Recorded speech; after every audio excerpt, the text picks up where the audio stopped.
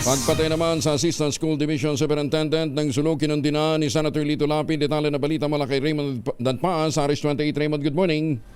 Mariing kinundina ni Senador Lito Lapid ang karumal-dumal na pagpatay sa Assistant Schools Division Superintendent ng Ministry of Basic Higher Technical Education ng Sulu na si Sonatria Dandon Gaspar.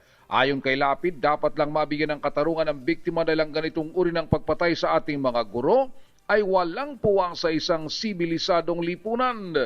Para sa senador, kung nais nilang umunlad ang Bangsamoro Autonomous Region in Muslim Mindanao o BARM, ay dapat matigil ng ganitong uri ng mga karahasan, lalo na sa mga lingkod bayan na humuhubog sa mga kabataan. Kasabay ng kanyang pagpapaabot ng paikiramay sa pamilya ni Ma'am Sonatria, ay hiniling nito sa Philippine National Police at National Bureau of Investigation na magtulungan sa pag-iimbestiga sa krimen at papanagutin ang sinumang utak at sospek sa pagpatay.